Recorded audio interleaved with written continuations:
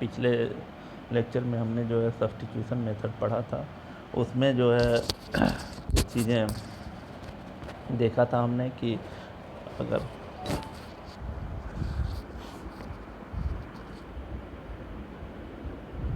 एक फंक्शन, हमने क्या देखा था, एक फंक्शन दूसरे फंक्शन का डिफरेंशिएशन होगा। एक फंक्शन का डिफरेंशिएशन किया जाए तो उसका जो रिजल्ट आएगा वो दूसरा फंक्शन होगा।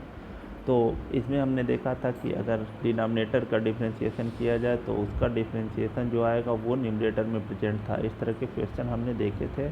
हमने ये भी देखा था कि अगर दो फंक्शन का गुणा होगा, एक फंक्शन दूसरे फंक्शन का डिफरेंशिएशन होगा। अब यहाँ पे एक क्वेश्चन नंबर 16 की बात करेंगे हम। क्वेश्चन नंबर 16 क्या है, integration of sec x log sec x plus 10x dx ये है, इसका इंटीग्रेशन हमें ज्ञात करना है ना। देखिए दो ऑप्शन है यहाँ, एक तो sec x है, दूसरा क्या है log sec x plus 10x। अब हम क्या कर सकते हैं, देखिए दो चीज़ें हैं मानने के लिए यहाँ। तो एक तो sec x को हम t मान सकते हैं, लेकिन sec x को अगर t मान लिया जाए तो क्या है, एक फंक्शन दूसरे फंक्शन का डिफरेंशिएशन होगा। sec x का डिफरेंशिएशन क्या होता है, sec x का डिफरेंशिएशन होता है sec x इंटू 10x। तो sec x को t नहीं मान सकते हम, क्योंकि कहीं पे sec x into 10x present ही नहीं है। तो हम क्या करेंगे, sec x को t न मान के log sec x plus 10x को t मान लेंगे। अब देखिए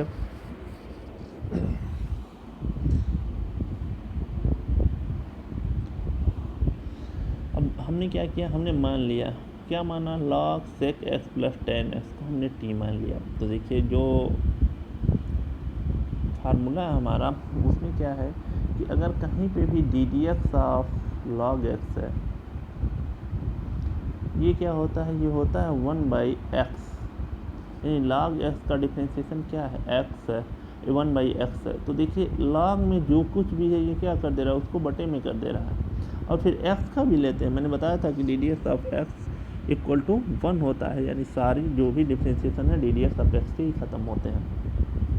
तो log जो है उसके बाद जो कुछ भी रहता है वो बटे में आ जाता है। तो यहाँ log के बाद sec x है प्लस 10x है, तो हम क्या करेंगे, log में sec x प्लस 10x है तो वो बटे में आ जाएगा। तो देखिए D d x of log के बाद जो कुछ भी है वो बटे में आया, यानी sec x प्लस 10x क्या हो गया, 1/। यहाँ 1/x था, तो वहाँ x की जगह क्या है, sec x प्लस 10x है, तो ये हो जाएगा 1/sec x प्लस 10x। यहाँ D d x of x 1 था, लेकिन यहाँ पे क्या है, log में क्या है, sec x प्लस 10x है। तो अब हम D d x of sec x plus 10x इसका डी डी एक्स लेंगे।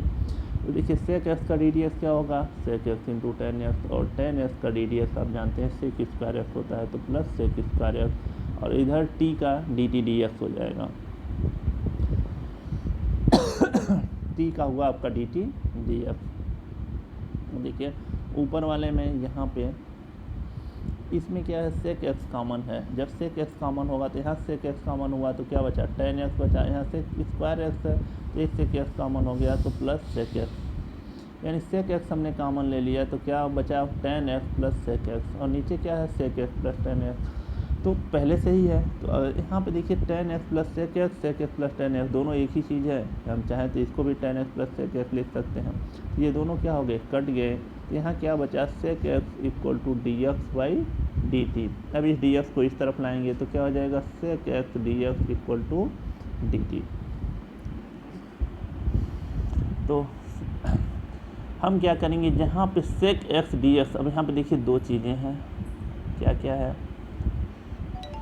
हम क्या करेंगे, इस sec x dx की जगह क्या रख देंगे, dt रख देंगे। इस sec x और dx की जगह dt, और log sec x plus 10x को क्या माना हमने, t माना, तो ये t हो गया, और sec x dx की जगह dt, तो ये हो गया आपका इंटीग्रेशन ऑफ t dt। अब देखिए ये क्वेश्चन जो है प्रॉपर सब्स्टिट्यूशन हमने किया तो सीधे सीधे स्टैंडर्ड फॉर्म में वापस आ गया। अब ये स्टैंडर्ड फॉर्म में पावर का जो फार्मूला होता है, integration of x to the power n equal to f to the power n plus 1 upon n plus 1 plus constant c, उस फार्मूले का यूज करेंगे। तो ये t पे पावर यहाँ कितना है, देखिए इंटीग्रेशन ऑफ t का मतलब कितना, t पे पावर कितना, 1 dt, तो इसका इंटीग्रेशन क्या हो जाएगा, t पे पावर 1 प्लस 1 अपान 1 प्लस 1 प्लस कॉन्स्टेंट c। इसी को हमने क्या लिख दिया, इसी को हमने लिखा है T square by 2 plus constant c।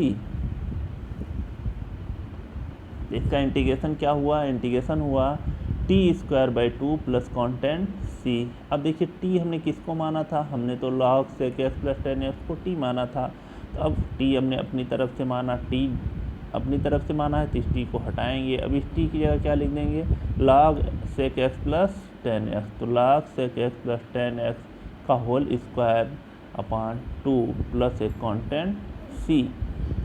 तो इस तरह से आपने देखा कि जो इंटीग्रेशन दिया हुआ है क्वेश्चन नंबर 16 में, क्वेश्चन नंबर 16 में जो इंटीग्रेशन दिया हुआ है log sec x sec x integration of sec x log sec x plus tan x dx। तो इसका रिजल्ट क्या है, इंटीग्रेशन के बाद आया log sec x plus tan x का होल स्क्वायर बाई 2 प्लस एक कॉन्टेंट c। इसी तरह हम एक क्वेश्चन और देखेंगे आगे, दूसरा क्वेश्चन देखेंगे। यहाँ पे देखिए क्वेश्चन नंबर 18।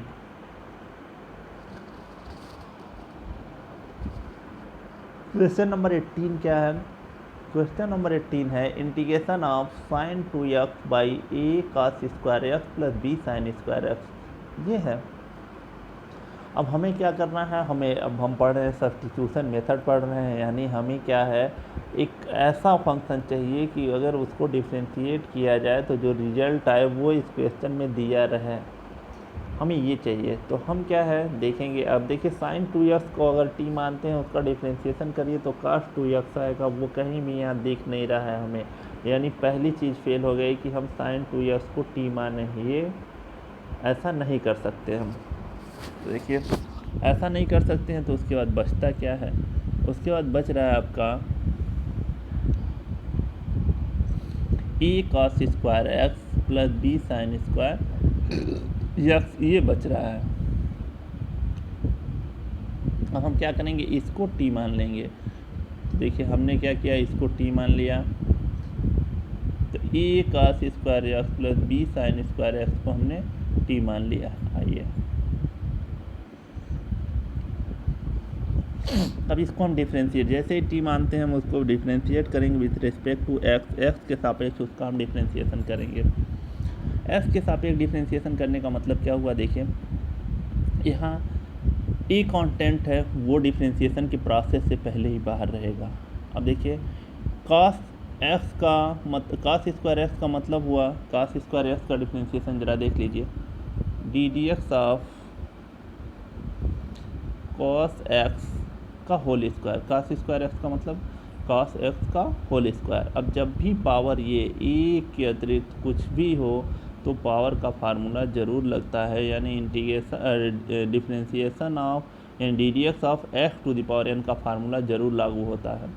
तो यहाँ देखिए ये हो गया आपका, हम लागू कर लेंगे 2 cos एक्स पे पावर, ये हो गया आपका 2 माइनस 1। अब ब्रैकेट में क्या है, cos एक्स है, तो D d x of cos x, और D d x of cos x क्या होता है, माइनस साइन x, तो वो हमने लिखा हुआ है यहाँ पे देखिए, वही यहाँ लिखा हो। cos स्क्वायर x का हुआ 2 cos x, और फिर cos स्क्वायर x का 2 cos x, और cos x का क्या हुआ, माइनस साइन x। पहले वाले का हो गया, दूसरे स्टेप का दूसरे पद का देखते हैं, इसमें दूसरा क्या है, b साइन स्क्वायर x। अब देखिए b कांस्टेंट है, जो प्रोसेस से क्या होगा, डिफ्रेंशिएशन के प्रोसेस से बाहर रहेगा, यहाँ पे डायरेक्ट हमने किया हुआ डिफ्रेंशिएशन। अब b बाहर रहेगा साइन स्क्वायर एक्स का। अब देखिए साइन स्क्वायर, तो साइन स्क्वायर एक्स को साइन एक्स का होल स्क्वायर लिखा जा सकता है। अब ये क्या हो जाएगा, 2 साइन पे पावर 2 माइनस 1, अभी कास का किया हमने, तो ये हो जाएगा, पहले साइन स्क्वायर एक्स का क्या होगा, 2 साइन एक्स, अब फिर साइन एक्स का क्या होगा, कॉस एक्स, और इधर t का क्या होगा, डी टी डी एक्स। तो देख लीजिए यहाँ पे माइनस और बाहर प्लस है, तो minus a 2 sine x cos x, यहाँ पे देखिए माइनस है तो माइनस को हमने इधर बाहर लिख लिया, 2 साइन एक्स कास एक्स, उसी तरह plus b 2 sine x cos x, और dx, और इधर t की जो निकाला t का डिफरेंशिएशन हमने क्या किया है, dt dx, तो इक्वल टू dt dx। अब यहाँ देखिए कुछ कॉमन है, क्या कॉमन है, यहाँ पे जो है आपका 2 sin x cos x दोनों में कॉमन, यहाँ भी है यहाँ भी है, दोनों में कॉमन है, तो 2 sin x cos x common ले लेंगे हम। तो हमने क्या किया, देखिए यहाँ पे 2 sin x cos x common ले लिया। जब ये कॉमन ले लेंगे हम तो यहाँ पे क्या बचेगा, माइनस से, तो ये माइनस से हो गया, यहाँ क्या बचेगा b, तो प्लस b हो गया। इधर dt dx ऑलरेडी वैसे ही आ रहा है।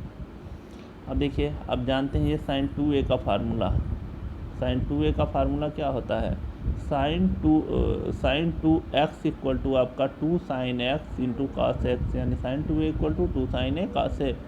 तो ये सीधे सीधे sin 2x सूत्र ही है, तो हम 2 sin x cos x को लिख लेंगे sin 2x, और इस a माइनस b को उधर ले जाएंगे हम उस साइड में, और dx को इधर लाएंगे, तो dx इधर भाग का काम कर रहा है, इधर गुणे का काम करेगा, तो sin 2x dx equal to, इधर माइनस ए प्लस बी है तो इसको b माइनस ए लिख सकते हैं, तो dt बाई बी माइनस ए।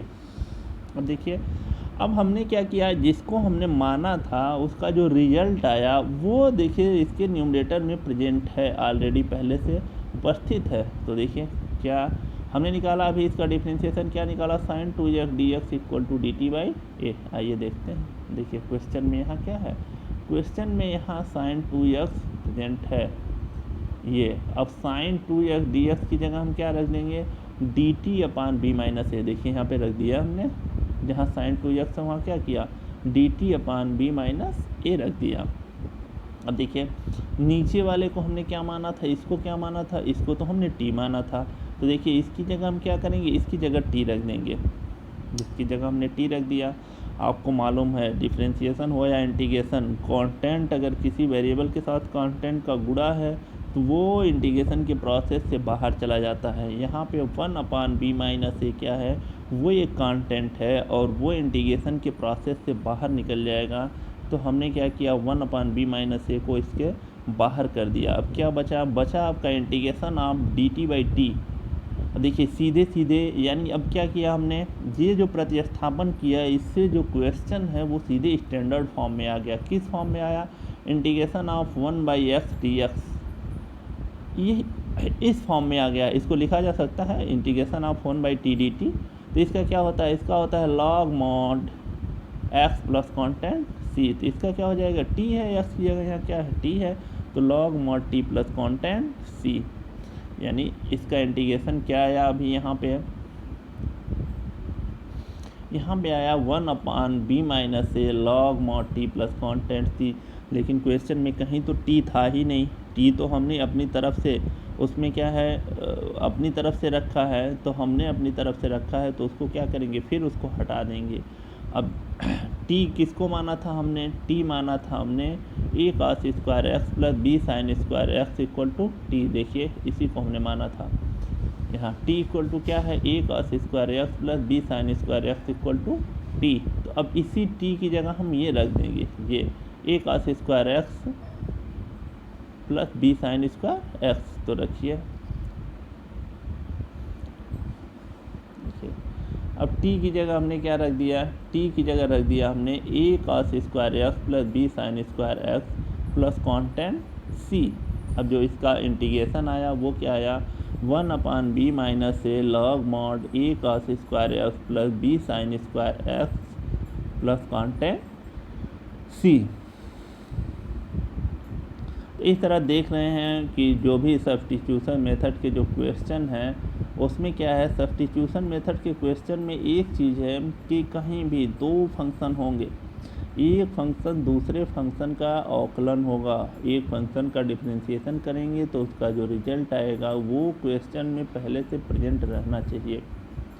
यहाँ पे देख रहे हैं हम। इसके बाद एक क्वेश्चन और देखेंगे। देखिए क्वेश्चन नंबर 20। क्वेश्चन नंबर 20 क्या है, क्वेश्चन नंबर 20 है आपका, ये क्वेश्चन नंबर 20 है। इसको हम एक इंटीग्रेशन दिया हुआ, हम जानते हैं, इसको मान लेते हैं, माना i इक्वल टू, आगे चलेंगे तो इसका यूज आएगा। तो हम मान ले रहे हैं कि इंटीग्रेशन ये है आपका i equal to integration of e to the power x sine e to the power x dx। यहाँ पे साइन एंगल जो है उसकी जगह क्या दिया हुआ है, उसकी जगह e⁻x दिया हुआ है, ये दिया हुआ है। तो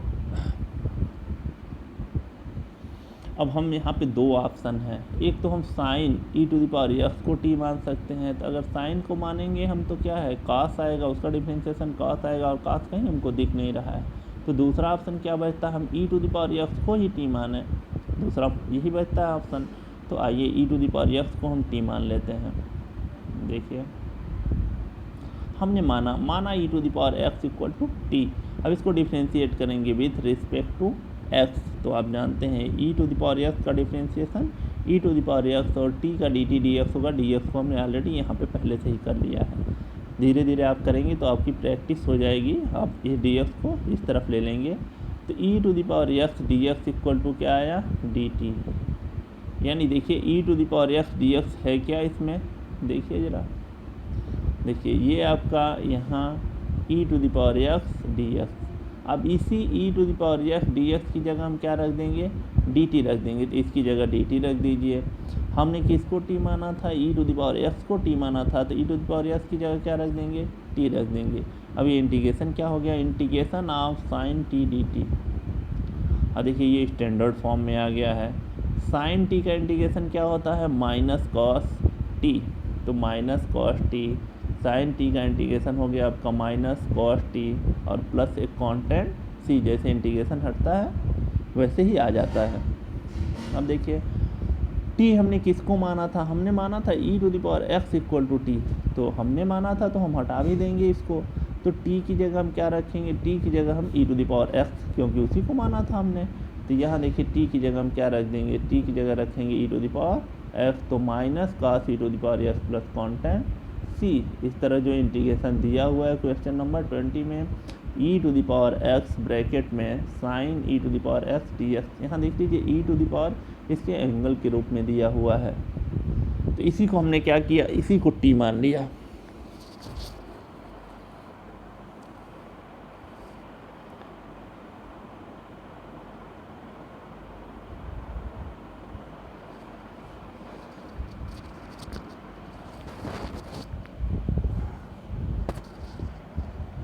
एक और दूसरा, आगे दूसरा क्वेश्चन देखिए।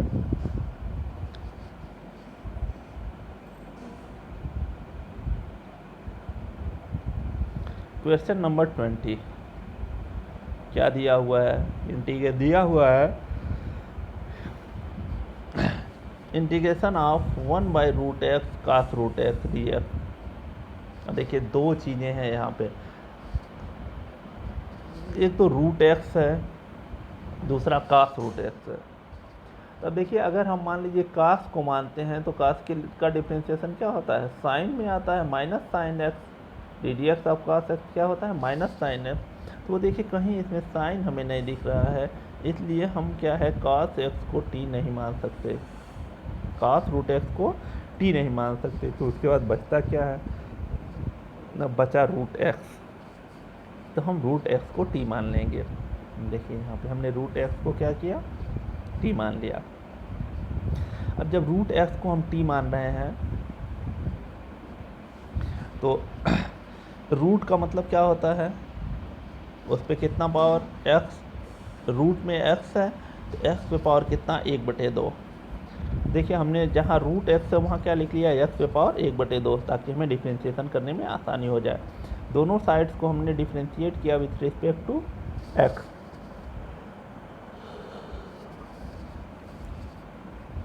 देखिए x पे पावर 1/2, इसका डिफ्रेंशिएशन क्या होगा, 1/2 x पे पावर 1/2 माइनस 1।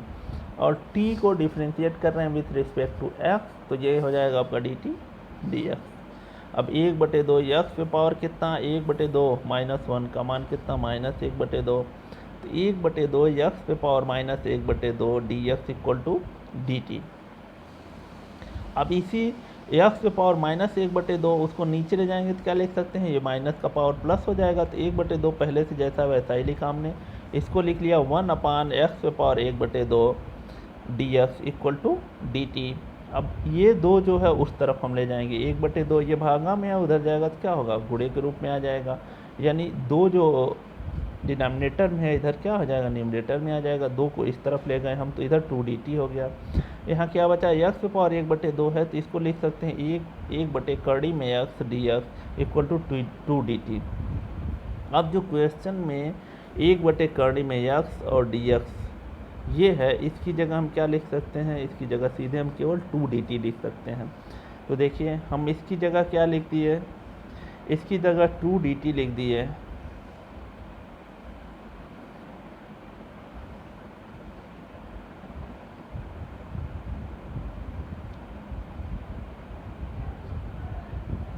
यहाँ पे एक चीज़ कर लीजिएगा,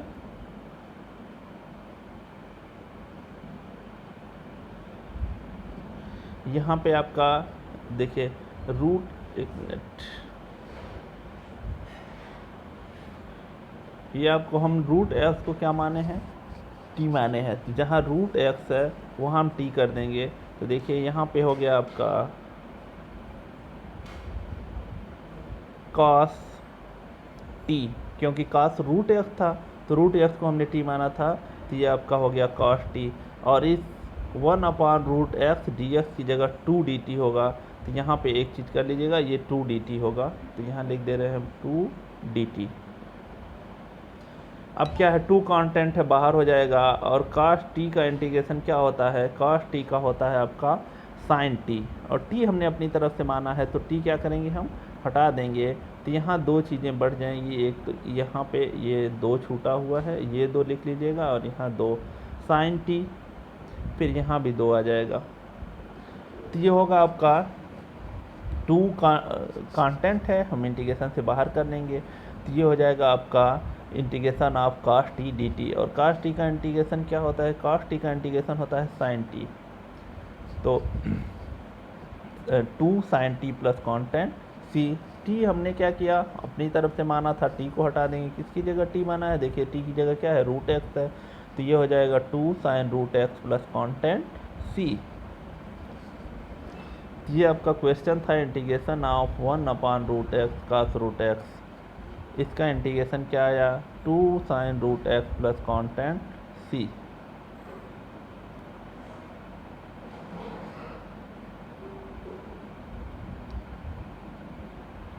इसके बाद एक इम्पॉर्टेंट क्वेश्चन, क्वेश्चन नंबर 24 देखिए।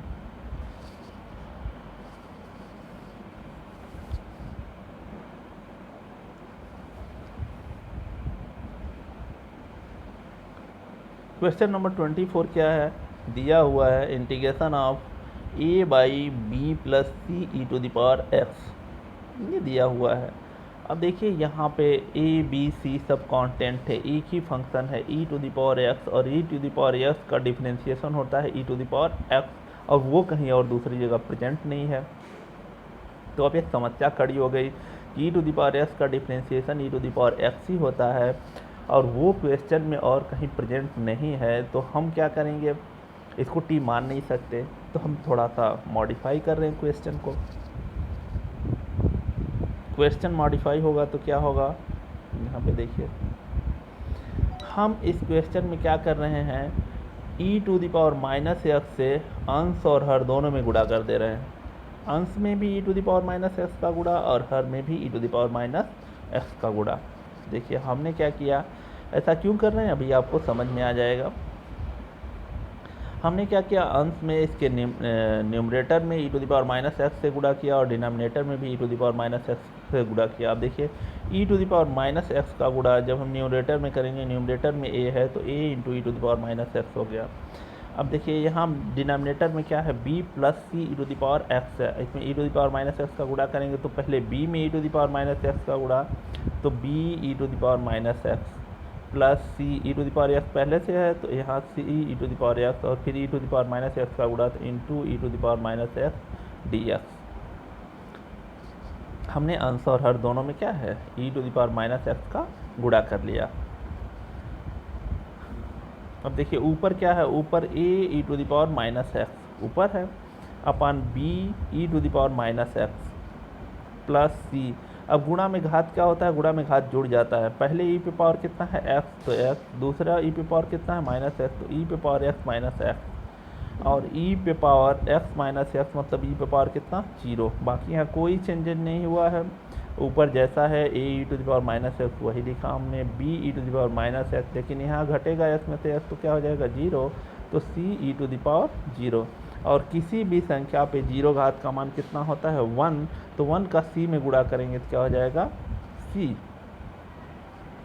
अब यहाँ देखिए ये जो है वो कांस्टेंट था, हमने उसको इंटीग्रेशन के प्रोसेस से बाहर कर लिया, तो क्या बचा integration of e to the power minus x upon b e to the power minus x plus constant c. अब देखिए अभी भी क्या है, अब फंक्शन क्या है e to the power minus x, और e to the power minus x का differentiation e to the power minus x. तो एक देखिए e to the power minus x का डिफ्रेंशिएशन वैसे minus e to the power minus x होता है, लेकिन हम यहाँ केवल अभी फंक्शन की बात कर रहे हैं कि वो ऑलरेडी इसमें प्रेजेंट है कि नहीं है। तो e to the power minus x का डिफ्रेंशिएशन क्या है, e to the power minus x ही होता है।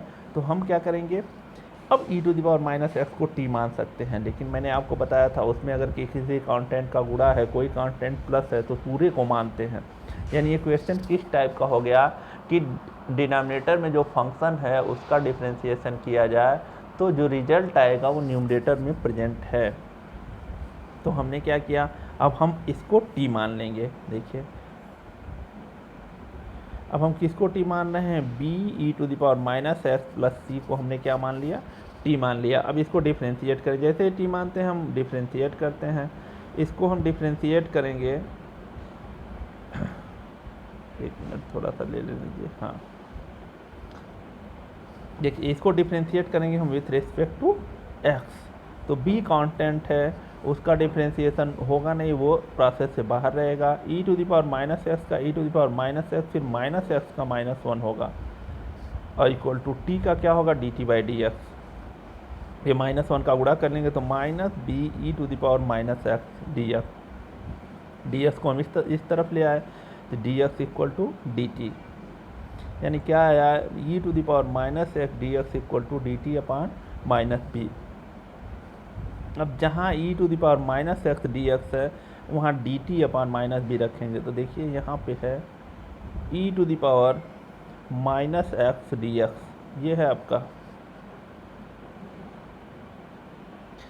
ये है e to the power minus x d x, e to the power minus x d x, इसकी जगह d t upon minus b, ये हो गया। इस पूरे नीचे वाले को तो टी माना ही हमने था, तो टी ऑलरेडी इसको की जगह टी रख देंगे हम। अब देखिए ऊपर ए है, ये माइनस बी, नीचे तो ये प्लस माइनस माइनस हो जाएगा, तो a by b minus a by b. अब ये भी कांस्टेंट था, हमने इसको बाहर कर लिया, क्या बचा integration of D t by T. अब देखिए ये क्वेश्चन स्टैंडर्ड फॉर्म में आ गया। अब स्टैंडर्ड फॉर्म में आने का मतलब क्या है कि अब ये आसानी से इसका इंटीग्रेशन ज्ञात किया जा सकता है। तो करिए इसका इंटीग्रेशन क्या होगा, integration of 1 by x d x क्या होता है लॉग मॉड एक्स, तो integration of D t by T क्या होगा लॉग मॉड टी प्लस एक कांस्टेंट यहाँ पे के लिया। क्यों लिया है, क्योंकि क्वेश्चन में सी है तो हम सी की जगह दूसरा कांस्टेंट लेंगे, तो ये हो जाएगा प्लस के। यहाँ पे माइनस ए बाई बी, इसका D integration of D t by T का लॉग मॉड टी प्लस एक कांस्टेंट के। अब टी हमने अपनी तरफ से माना था, फिर टी को हटाएंगे, टी हमने किसको माना था, देखिए b e to the power minus x plus c को हमने टी माना था, तो उस टी की जगह हम रख देंगे b e to the power minus x plus constant c. तो देखिए रिजल्ट क्या आया, रिजल्ट आया आपका minus a by b log mod b e to the power minus x plus constant c, अरे प्लस एक सी जो उसके साथ दिया हो भी कांस्टेंट ही आर्बिट्रेरी कांस्टेंट है, हमने अपनी तरफ से कांस्टेंट के माना तो प्लस कांस्टेंट के।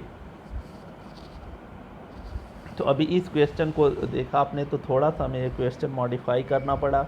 ये एक्चुअल में ये क्वेश्चन उसी फॉर्म में रहता है, लेकिन उसको थोड़ा सा सॉल्व करके ऐसा दिया हुआ है ताकि आप थोड़ा सा कंफ्यूज हो जाएं, इसलिए उस क्वेश्चन को इस तरह से दिया हुआ है। तो ऐसे क्वेश्चन को एक बार मार्क करके रखिए और उसको सॉल्व करते वक्त ध्यान दीजिए कि हमें e to the power minus x का ऊपर नीचे गुणा करना होगा। E to the power minus x का हम ऊपर नीचे गुणा कर देंगे तो ये उस टाइप का क्वेश्चन हो जाएगा कि डिनोमिनेटर का डिफरेंशिएशन न्यूमरेटर में प्रेजेंट है।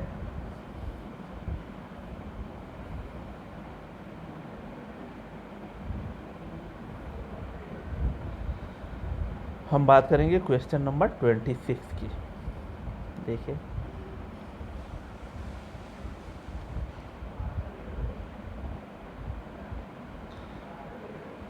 क्वेश्चन नंबर 26 क्या है। क्वेश्चन नंबर 26 है आपका,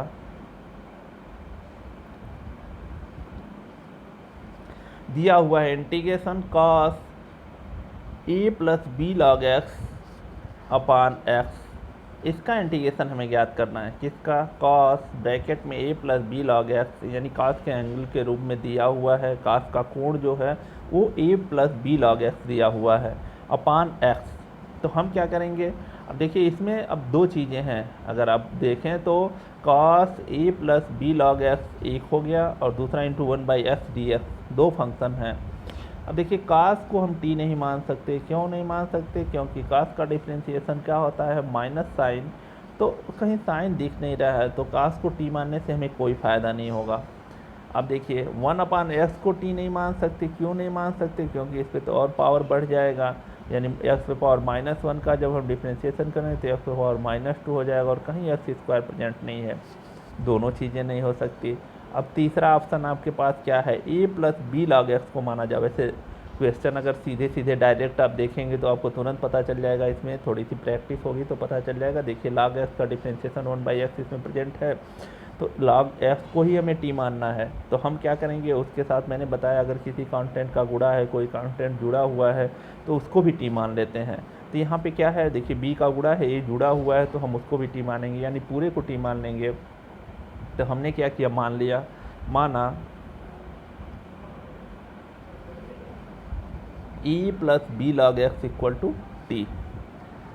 अब देखिए इस जैसे ही टी मानते हैं हम डिफ्रेंशिएट करेंगे विथ रिस्पेक्ट टू एक्स। तो a का डिफ्रेंशिएशन क्या होगा? a का डिफ्रेंशिएशन 0, b फिर लॉग x का डिफ्रेंशिएशन 1/x और उधर dt dx होगा। dx को हमने इधर कर लिया, dx इक्वल टू dt। अब यहाँ देखिए b को हम उस तरफ ले जाएंगे, b को उधर ले जाएंगे तो dt/b हो जाएगा। अब 1/x dx इक्वल टू क्या होगा? dt/b। तो यानी 1/x dx equal to dt/b। यानी क्वेश्चन में जहाँ 1/x dx है उसकी जगह हम क्या लिखेंगे? dt/b। तो क्वेश्चन में कहाँ पे है 1/x? देखिए यहाँ पे है, ये dx और ये 1/x, इसकी जगह हमने लिख दिया dt/b। और a plus b log x को क्या माना था हमने? t मान लिया। तो कास का यहाँ कोड क्या है? t है, तो ये आपका कास t हो गया। अब अगर इसको मान लीजिए आप इंटीग्रेट करते हैं, 1/b क्या है? कांस्टेंट है, वो बाहर चला जाएगा, 1/b बाहर हो गया। तो जब 1/b बाहर हो गया तो क्या बचा यहाँ? Integration of cos T dt। और इंटीग्रेशन ऑफ कॉस टी क्या होता है? कॉस टी का इंटीग्रेशन होता है साइन टी। और जैसे इंटीग्रेशन हटेगा एक कांस्टेंट c आ जाएगा। यहाँ चूँकि देखिए a और b ही आर्बिट्रेरी कांस्टेंट है तो हमने c मान लिया यहाँ पे। अब t क्या है? t हमने अपनी तरफ से रखा था, फिर t को हटा देंगे। t किसको माना था हमने? t a plus b log x को माना था, तो t की जगह क्या रख देंगे? a plus b log x और प्लस कांस्टेंट c। तो इसका इंटीग्रेशन क्या आया? 1/b sine a plus b log x plus constant c। तो इस तरह से आपने देखा कि हम जो भी क्वेश्चन पढ़ रहे हैं एक फंक्शन का डिफरेंशिएशन उसी क्वेश्चन में दिया हुआ है। यहाँ पे हमने देख लिया। थोड़ा धीरे धीरे प्रैक्टिस होगी तो आप क्वेश्चन देख के समझ जाएंगे कि इसको टी मानना है। जैसे यहाँ लॉग एक्स इक्वल टू, इसका डिफरेंशिएशन क्या होता है? 1/x होता है, तो स्वाभाविक हम किसको टी मानेंगे? लॉग एक्स को ही टी मानेंगे। तो लॉग एक्स को हमने क्या किया? टी मान लिया। आइए दूसरे क्वेश्चन के बारे में हम बात करते हैं।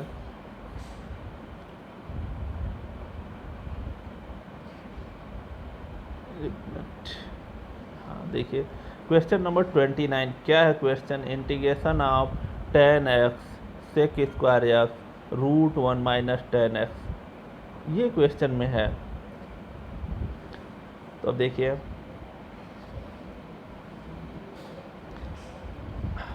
हमें क्या करना है, आप जो पढ़ रहे हैं तो हमें क्या मानना है? आप देख रहे हैं, आप क्वेश्चन में देख के ही आपको पता चल रहा है कि tan x का differentiation sec square x present है क्वेश्चन में। तो हमें सीधे सीधे क्या करना है, अगर किसी का डिफ्रेंशिएशन प्रेजेंट है तो उसको टी मान लेते हैं। यहाँ टी मानेंगे, प्रोसेस शुरू कर देते हैं। हम tan x को t मान ले रहे हैं, तो माना tan x equal to t. अब tan x को t मानेंगे तो क्या करते हैं, हम डिफ्रेंशिएट करते हैं with respect to x। x के रिस्पेक्ट में डिफ्रेंशिएट करिए, तो tan x का क्या हो जाएगा, सेक स्क्वायर एक्स, और उधर t का dt dx होगा, dx को इधर ही लिख लिया हमने, तो sec square x dx equal to dt। अब जहाँ tan x है वहाँ t रख देंगे हम, रखिए।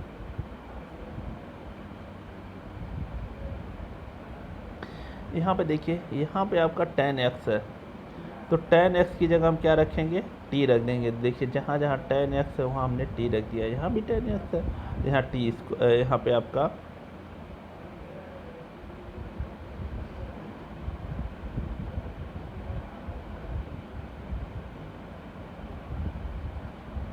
एक मिनट थोड़ा सा रुक जाइए।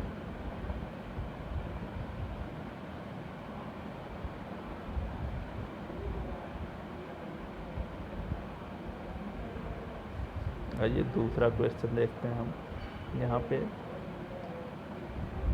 थोड़ी सी दिक्कत है, तो आइए दूसरा क्वेश्चन देख लेते हैं।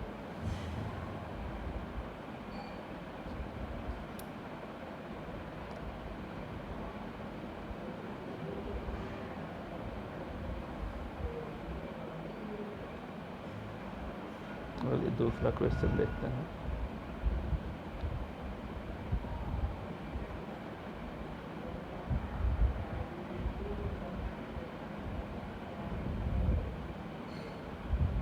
यहाँ पे देखिए, आइए छोटा सा क्वेश्चन देखिए कोई।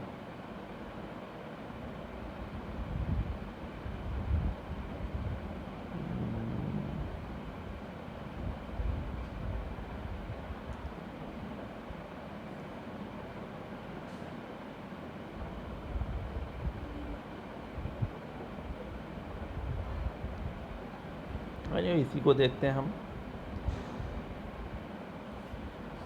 हम क्या करेंगे, tan x को क्या मान लिया हमने, t मान लिया, तो tan x equal to t. यहाँ पे tan स्क्वायर x है, तो sec square x dx equal to d t. तो यहाँ पे देखिए जहाँ tan x था वहाँ हमने t रख दिया, और सेक स्क्वायर एक्स dx की जगह dt रख दिया। तो ये हो गया आपका integration of t root 1 minus t square d t. अब यहाँ पे देखिए दोबारा प्रतिस्थापन करना होगा, यही क्वेश्चन थोड़ा सा इम्पॉर्टेंट है। एक बार प्रतिस्थापन किया हम तो स्टैंडर्ड फॉर्म में नहीं आया, दोबारा करेंगे।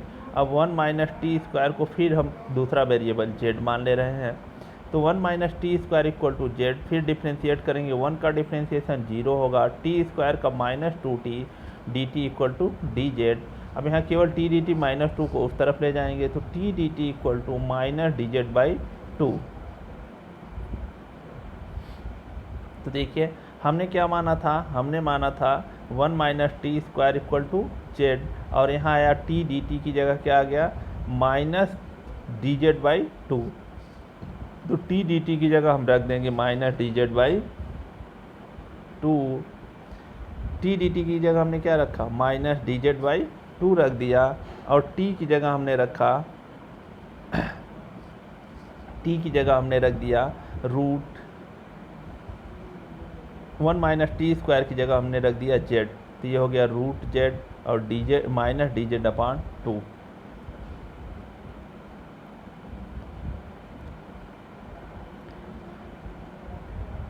देखिए माइनस 1/2 कांस्टेंट है, उसको यहाँ पे बाहर ले लिया हमने। इंटीग्रेशन में क्या बचा, इंटीग्रेशन ऑफ जेड पे पावर 1/2 ये बचा। अब सीधे सीधे स्टैंडर्ड फॉर्म में क्वेश्चन आ गया, यहाँ पे जेड पे पावर 1/2, तो इसका इंटीग्रेशन क्या होगा, आप जानते हैं सीधे पावर वाला फार्मूला लागू होगा। जेड पे पावर 1 + 2 + 1 अपान 1/2 + 1 प्लस एक कांस्टेंट सी, यहाँ पे -1/2 पहले से ही बाहर था। अब इसको सॉल्व करेंगे तो क्या आएगा, देखिए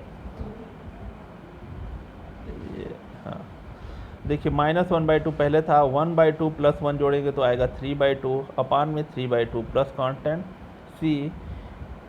अब देखिए ये 3/2 उल्टा हो जाएगा, तो -1/2 पहले था वैसे ही लिखा, हमने इसको उल्टा किया तो 2/3 हो गया, और z पे पावर 3/2 प्लस कॉन्टेंट सी। अब हमें क्या करना है, हमने तो क्वेश्चन तो शुरू कहाँ से, f से है, लेकिन हमने z को क्या माना था, t माना था, यानी 1 - t² इक्वल टू क्या माना था हमने, z माना था। तो जहाँ z है वहाँ 1 - t² रख देंगे। तो यहाँ पे हमने क्या रख दिया, 1 - t² रख दिया। z की जगह क्या रख दिया, 1 - t², और यहाँ देखिए 2 से 2 कट जाएगा तो -1/3 बचेगा। तो ये -1/3 ब्रैकेट में 1 - t² पूरे पे पावर 3/2 प्लस कॉन्टेंट c। अब देखिए t भी नहीं था, क्वेश्चन में क्या था, x था, हमने t किसको माना था, tan x equal to t, फिर t को भी हटा देंगे हम। तो यहाँ -1/3 integration of 1 - tan x, t की जगह क्या रखेंगे, tan x, तो ये हो जाएगा tan² x पूरे पावर 3/2 प्लस कॉन्टेंट सी। तो ये देख रहे हैं आप, ये एक ऐसा क्वेश्चन था जिसमें दो बार हमें प्रतिस्थापन करना पड़ा। एक बार प्रतिस्थापन करने से क्वेश्चन जो है वो स्टैंडर्ड फॉर्म में नहीं आया। इस क्वेश्चन को एक बार फिर से देख लीजिए। यहाँ ये क्वेश्चन थोड़ा सा, यहाँ पे आपका t² है, tan² है, यहाँ पे tan² x है, कर लीजिएगा इसको। तो हम क्या करेंगे, tan x को t मानेंगे, tan x को हमने t मान लिया। तो देखिए यहाँ पे tan x है, इसकी जगह t हो गया, और यहाँ पे tan² x है, तो यहाँ पे क्या हो गया, t² हो गया। और tan x का डिफ्रेंसिएशन क्या होगा, tan x का डिफ्रेंसिएशन sec² x, तो sec² x dx equal to क्या आ गया, dt। तो एक बार देखिए हमने क्या किया है, इसको x से t में ले गए, लेकिन तब भी क्या है, ये स्टैंडर्ड फॉर्म में तब भी नहीं आया। क्वेश्चन क्या है, स्टैंडर्ड फॉर्म में नहीं आया। तो एक बार दोबारा, ऐसे कई क्वेश्चन ऐसे होते हैं जहाँ पे हमको दो बार प्रतिस्थापन करना पड़ता है। यहाँ भी अब देखिए, यहाँ पे क्या है, t² का डिफ्रेंसिएशन 2t होता है, वो है क्वेश्चन में। यहाँ t² का 2 हम हटा देंगे तो केवल t dt। तो देखिए हम फिर क्या कर रहे हैं, 1 - t² को t मान रहे हैं, 1 - t² को z मान रहे हैं। तो यहाँ हमने क्या किया, 1 - t² को फिर क्या किया, z मान लिया। तो देखिए 1 - t² को z मानेंगे, और फिर डिफ्रेंशिएट करेंगे, पहले s के सापेक्ष किए थे तो t में चेंज हो गया, फिर t के सापेक्ष करेंगे। तो 1 का 0 माइनस t² है, तो t² का 2t, तो -2t, और उधर dz dt होगा, dt को इधर ले लिया हमने। तो इधर क्या हो गया, t dt equal to -dz/2। तो जहाँ पे ये था आपका 1 - t², वहाँ हमने z रख दिया, और t dt की जगह क्या है, -dz/2। ये है आपका -dz/2। अब देखिए -1/2 कांस्टेंट बाहर जाएगा, -1/2 कांस्टेंट हमने बाहर ले लिया, तो -1/2 कांस्टेंट है वो बाहर चला गया। अब क्या बचा, इंटीग्रेशन ऑफ z पे पावर हाफ, ये बचा z पे पावर हाफ। अब इसका सीधे सीधे घात का सूत्र लगता है, घात का सूत्र लगाया हमने, तो क्या है, z पे पावर 1/2 प्लस 1/2 1/2 प्लस 1 अपान 1/2 प्लस 1 प्लस कॉन्टेंट c। तो -1/2 z पे पावर 3/2, 1/2 प्लस 1 कितना हुआ, 2 का इसमें 2 एकम में 2 प्लस 1 3/2, तो z पे पावर 3/2 अपान 3/2 प्लस कॉन्टेंट c।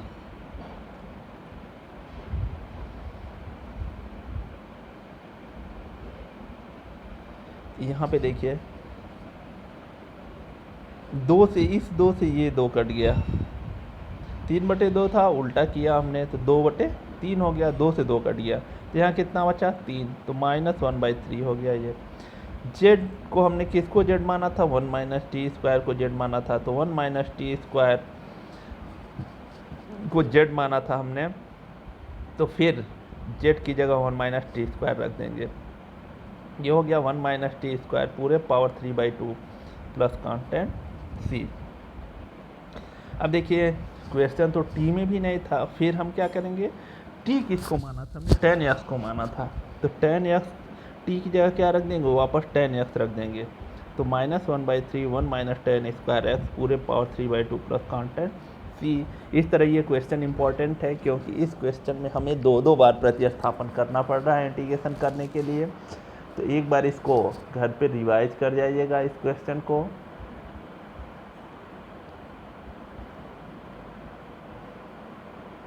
क्योंकि देखिए क्वेश्चन की शुरुआत हुई थी, पहले उसको टी माना, फिर टी को क्या माना, फिर टी को जेड माना, फिर जेड को रिप्लेस किया हमने टी में, फिर टी को रिप्लेस किया एक्स में। तो इस तरह से ये क्वेश्चन जो है इम्पॉर्टेंट है, दो प्रतिस्थापन करने के बाद क्वेश्चन स्टैंडर्ड फॉर्म में आ रहा है।